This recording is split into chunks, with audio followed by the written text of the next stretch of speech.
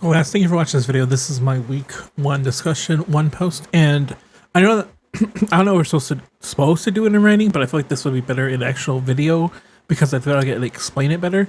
Now, going to the TPE 4.2 and 3.2, I have them right here, and I think it's really good to outline them.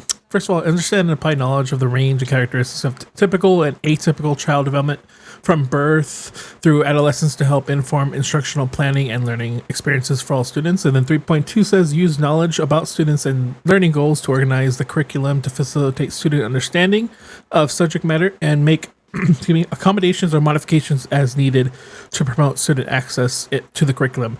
Now, I wanted to go over those because I'm going to be reaching into those TPEs as I go along into my strategies that I selected for this discussion. Now, the first strategy to identify prior knowledge and specific needs of learners was I chose KWL charts. Now, I chose a quote from where I got this, and I'll link all the actual references at the end of this video or in the discussion post. But the first quote says, probably the most common method of identifying students' prior knowledge that I can see in classrooms today is a KWL chart. During a KWL activity, you ask students what they already know about a topic or what they think they know about it. Next, you ask what they want to know. Then you teach the lesson and ask them what they learn. You can also add an H. How can we learn this to create a KWHL organizer, which shifts ownership of learning to students. So that's where I actually got the KWL actual idea. Now, I actually created an example for this video right here, but I did make a funification to it because I felt it would work better. Now, instead of so this one would be I know, I want to know, and then how do I learn? Because at this point, I take it that I haven't actually designed the lecture itself, and I'm going like in the process of doing that. I haven't actually taught anything yet. So I changed the last one to how do I learn? That way I can actually see what my students prefer, like if it's visual, if it's audible, or anything of that nature, so I can actually tailor it more to them. So that's my first strategy to help my students here. And the second strategy is to identify prior knowledge of specific needs learners. This one would be poster viewing. Now, this one is kind of where I needed the video the most because I need to show how this works. And I didn't know about in the beginning, but the quote where I got this is from the same source. I find a way to gauge prior knowledge is by taping posters around the room. On each one, write a word or a phrase related to your topic as students enter. They move from poster to poster, writing something they know about the word or phrase. In other words, they write the room.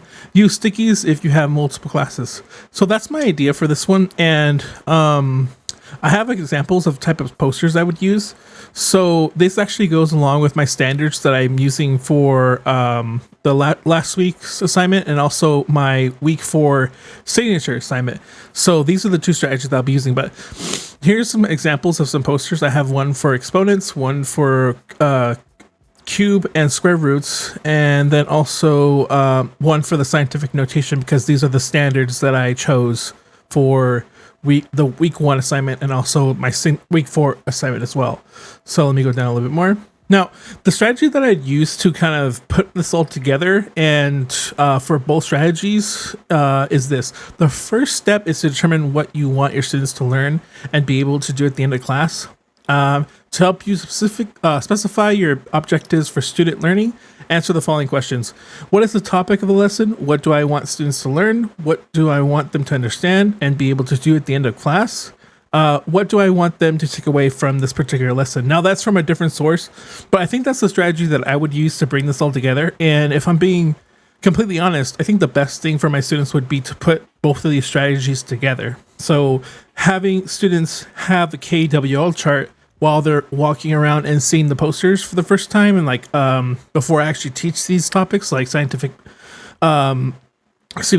notation or cube roots or square roots, I think that would work the best. So I'd probably put both of these strategies together if I could. But for the last part, discuss how these strategy would work with standards you examined in week 1. Now here are the actual standards that I chose for my week 1, and I think they'd work pretty good because for one, the KWL chart allows me to see how my students, like everything around this topic for my students, these 3 topics, do they understand it? Do they need to know more about it? And how would they like to learn about it? And with the actual posters, it kind of goes above and beyond with saying, you know, here's the visual. What do you feel about this? So I think that both of these strategies together or even separate could really work with these standards that I chose. But yeah, that's it. Thank you for watching this video.